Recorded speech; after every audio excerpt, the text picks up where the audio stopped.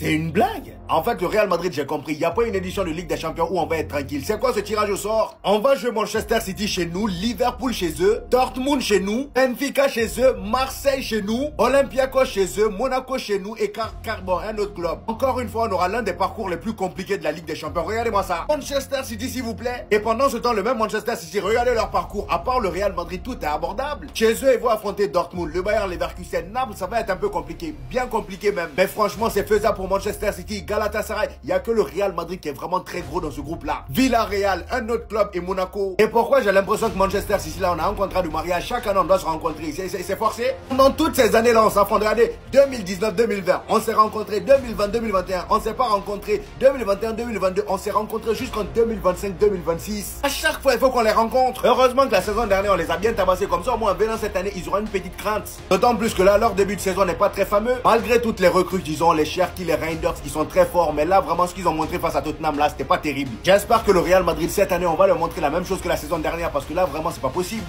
En fait, là, plus personne ne respecte le Real Madrid. Comment il a pu oser dire ça? Oh, Pedro, l'attaquant brésilien de Chelsea, étant donné qu'il est en train de sortir un gros début de saison, il s'est senti pousser des ailes en donnant deux clubs contre qui il aimerait tomber en phase de groupe de Ligue des Champions. Et le pire dans tout ça, c'est ce qu'il dit sur le Real Madrid. En parlant de manque de respect, les amis, Ruben Amorim est en train de se faire ridiculiser en Angleterre. Tout ça à cause de cette séquence où il a été aperçu en train d'analyser ses tactiques pendant leur match face à Grimsby. Grimsby, le club de division 4 qui les a éliminés au tir au but. Comme il est écrit là-haut, il était en plein décryptage tactique face à une division 4 en étant mené 2-0. Donc le gars, il se cassait la tête pour trouver une tactique face à Grimsby. Les amis, 4ème division, il était incapable. Apparemment, en Angleterre, il y a un journaliste qui a dit, à un moment, en seconde période, on a vu le manager de Manchester United réfléchir à sa tactique sur un petit tableau. Il semblait un peu idiot, non? Parce qu'avoir recours à un tableau pour chercher une solution tactique afin de battre Grimsby Town, c'est embarrassant et effectivement, je suis d'accord. Même le Bayern Leverkusen s'est moqué de lui. Comme vous le savez, là, il y a le tirage au sort de Ligue des Champions qui est en train de se dérouler. Et il y a le Bayern Leverkusen, ces gamins-là qui ont publié sur Twitter, on espère tomber sur Grimsby. Comment ça?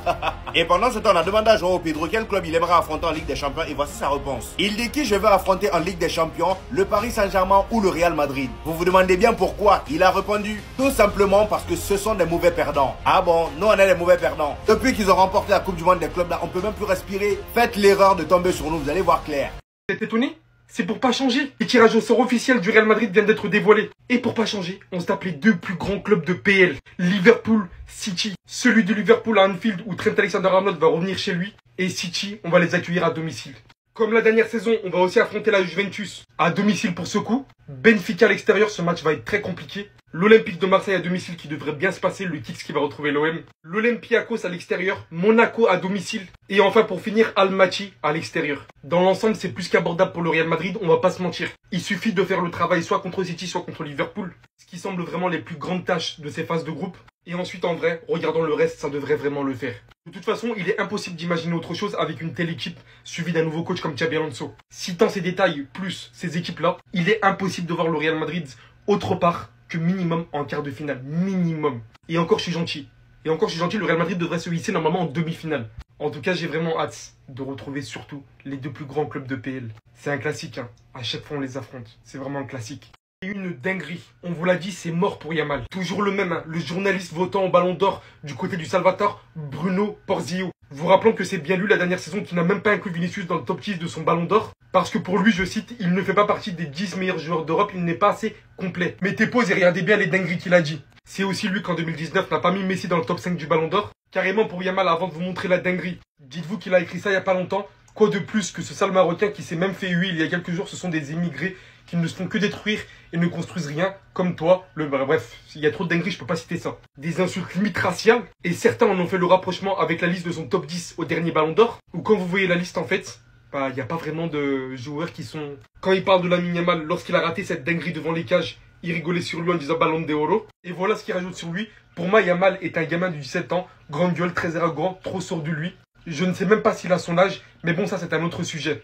Et bien beaucoup d'autres dingueries qu'il a citées que je vous laisse lire. Mais quand nous, on s'en plaignait, la dernière saison pour Vinicius, beaucoup étaient là pour rigoler. Mais dites-vous que du coup, c'est ce genre de mec qui élise le Ballon d'Or. Et pourtant que chaque saison, une fois que la cérémonie elle revient, on est les seuls à s'affoler sur ce trophée. Alors que j'ai juré maintenant que la plupart des personnes qui votent ce trophée sont des cisras, votent selon leurs préférences des joueurs, et j'en passe. On peut pas élire un Ballon d'Or comme ça.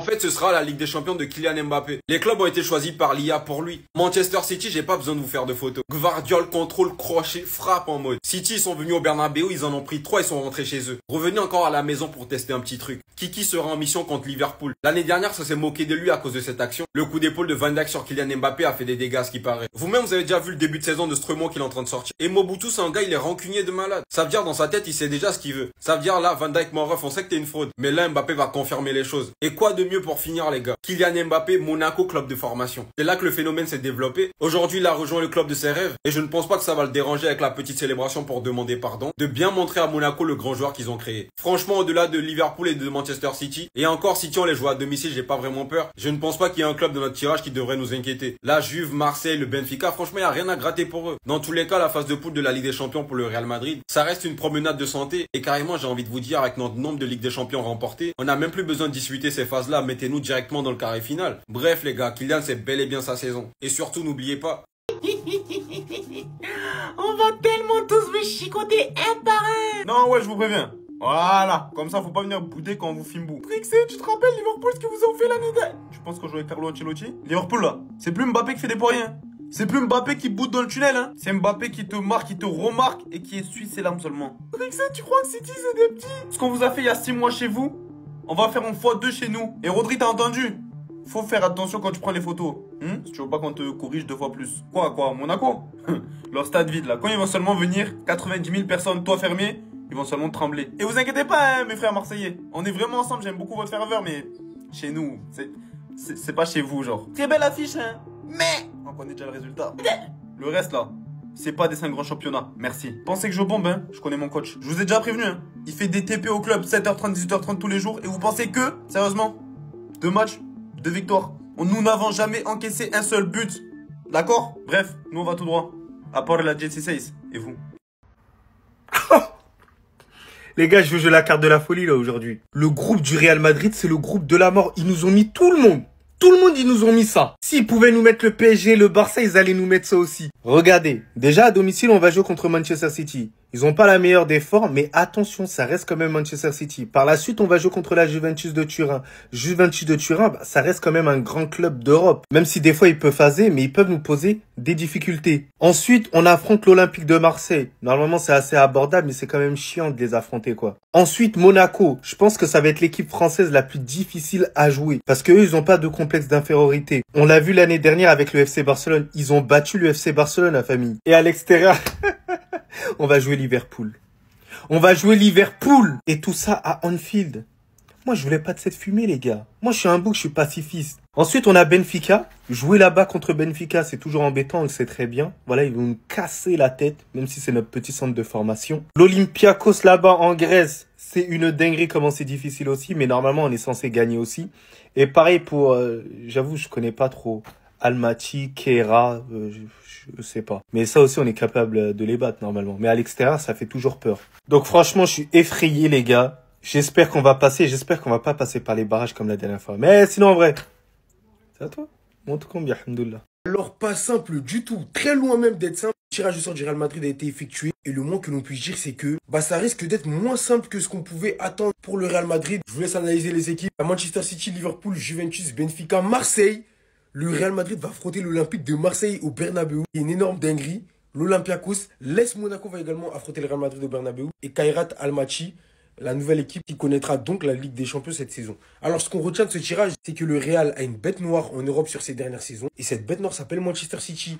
On ne peut pas faire une saison en Champions League sans les affronter. Ça fait je sais pas combien de temps qu'on les affronte. Encore des pattes, on est fatigué. Ensuite, tu as la Juventus qui est une équipe en reconstruction. Qui petit à petit retrouve son statut, notamment avec des Kenyan Yildiz, Kefren Turam, etc. C'est des bons joueurs, mais bon, ils me font pas plus peur que ça. L'OM, par contre, ça va être très intéressant à regarder. Voir comment ils vont se débrouiller face au roi d'Europe. J'ai hâte. Dommage que le match n'ait pas lieu au Vélodrome. Ça aurait été un truc de ouf. T'as l'AS Monaco également qui va les affronter. Donc à domicile pour le Real, t'as pas mal de belles confrontations. Mais à l'extérieur, Liverpool à Anfield. Liverpool-Real Madrid, ça va être exceptionnel. Pareil, l'an passé, on les a affrontés. On se rappelle que Mbappé était dans sa mauvaise période. Ça nous a pas réussi du tout même. On avait perdu là-bas. Mais là, le Real Madrid vient reprendre sa revanche. T'as du Benfica, t'as du Olympiakos et t'as Kairat Almaty. Dites-moi ce que vous en pensez du tirage du Real. Moi, je le trouve énorme.